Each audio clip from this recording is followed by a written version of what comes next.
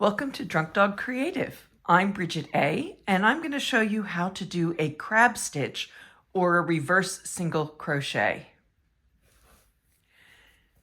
This is a dishcloth or a scrubby that I've made. I usually use these for cleaning bench tops and whatnot, and this one has a bit of texture in it for that little bit of extra scrubbing powder, so I wanted a border for it that also had a bit of texture and that was a bit stiffer than just doing a single crochet around. So what I have done is a crab stitch, and I'm going to show you how to do this now.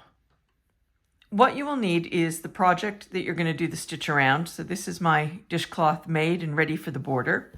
I'm using a 5mm Furls Odyssey hook because that's what I've used for the yarn. So whatever hook you need to use for your project is what you use. You're going to need a yarn needle to finish it off and some thread cutters or scissors or something to cut your yarn.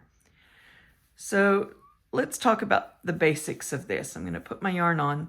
At the end of my row, I've done a single crochet, and instead of turning like you normally would, you're going to work this on the front of your project, and you're going to work backwards. You're going to work from left to right. And when we get to the corner, I'll show you how to turn the corner as well.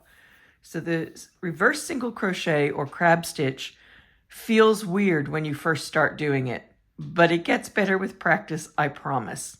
So I've got my chain one. I'm going to go into the first stitch to the right, which is this one right here.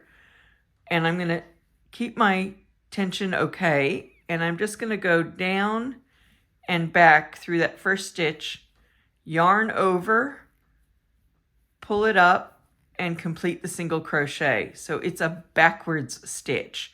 So then there's my next stitch right here. So again, I'm going to point my crochet hook backwards, go down into that stitch and through. And again, when you first start, this part tends to wrap weirdly, but it will sort itself out. And I usually, for this stitch, instead of yarn over like that, I usually do the underpull like that, but you can do you however you want. So I'm going to pull the yarn through and then go through both. So I'm working backwards. So my next stitch is here. I'm going to put my hook in, pull my yarn through, still keeping the new loop to the left like you normally would, and then through. And you're just going to do that for each stitch. So you go next stitch to the right, put your hook into it, pull your yarn through, and then through both loops except cotton splits. And what you're starting to get is that kind of stiffer edging. So do a few more stitches until I get to the corner.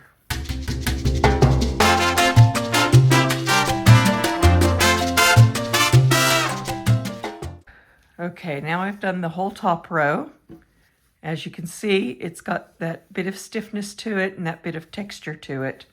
Now I'm at the end of that row, and the next stitch is the last stitch in the row. So I've gone not to the very end, but to the last stitch from the row. So what I'm going to do there is exactly what I've always done, nothing special. So I'm just going to do that reverse stitch. It's just that the last stitch is sometimes hard to get through. So basically you go to the last stitch in the row, and then to turn the corner, if you can see, I'm just going to go into that same stitch, but having turned my work 90 degrees. So you do 2 in the last corner, and then I'm going to go into each end of row space. So you just have to kind of find them. There's no right or wrong here, but you can see there was a big gap there. There's a little gap there. There's a big gap there, little gap there. Those are the ends of each of the rows. So you want to do one of these in the end of each row. Now, normally when you're going into ends, if you have something that's a double crochet, you do 2 single crochet stitches, or if it's a single crochet row, you do 1.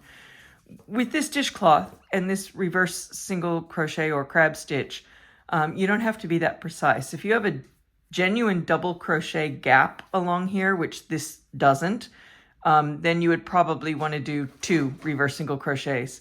But this one is a Suzette stitch, so the gap is made up of 2 different stitches. So it's enough for this particular project to do 1, but if it's a little wider than normal, you can just feed out a bit more yarn and make the stitch a little bit longer. So I'm just going to do 1 in each end. I'm going to do this slow again this time to give you an idea. So next little gap to the right is there, this one right here. So I'm going to twist my hook. I'm going to go down into it and through. I'm going to grab my yarn and pull up a loop that is still to the left of the original loop, yarn over, and pull through both. So find the next gap on the side, which would be there. Twist my hook down into the stitch, pull up a loop, yarn over, and pull through both loops. So it really is a single crochet or double crochet in UK terms, but it's done reverse, where you just point your hook backwards, put it into the loop, into the space, pull up your loop, pull over, and go through both. And it's awkward the first few times you do it, and then it gets much easier.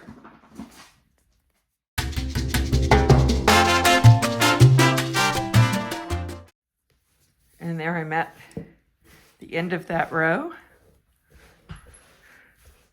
with the reverse crab stitch. So at this corner, I would just do the same thing. I would do a second one in that same one as the last one, but I've turned 90 degrees. And then you just work your whole way around. And I'll be back in a minute. Well, now I've gone all the way around and I'm back up to that corner stitch where my first one came out of. I hope you can see that. That's the first, where the first one started, that's where the last one ended. What I'm going to do to finish this off is very similar to a technique called an invisible join, if you've ever done that with projects that you've worked in the round or others. So I'm just going to cut my yarn, leaving a long enough tail to weave in and do the join with. I'm going to just take my loop out so that it's straight. I'm going to put this on my yarn needle.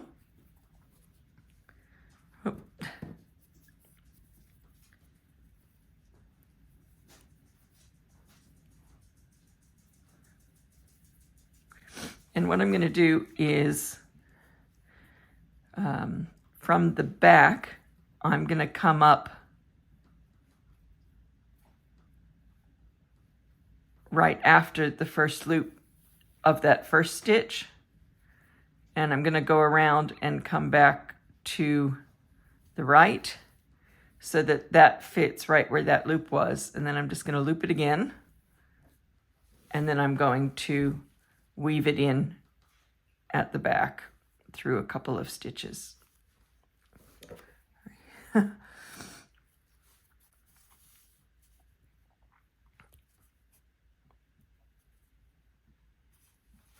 Just back and forth a couple of times so it doesn't come out. Keeping in mind that this cotton can work its way free, so you really want to go through stitches, not just under and over, but through, to really lock it in place. And then you just trim your end. And then you've got your reverse single crochet or crab stitch border.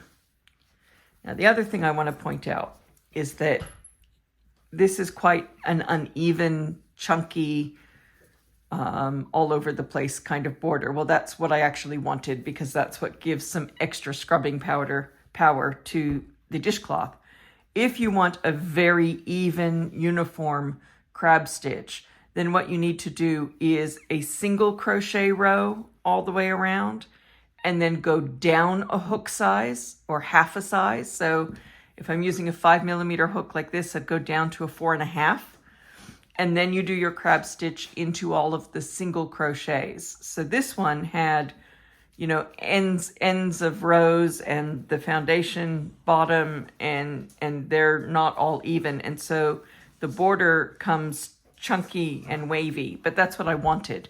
If you want a really even precise one, then you have to do a row of single crochet all around the edge and then your crab stitch.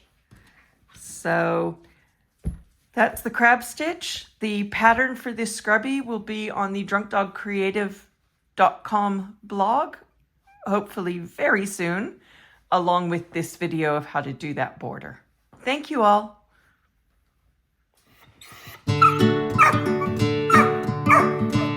Wow.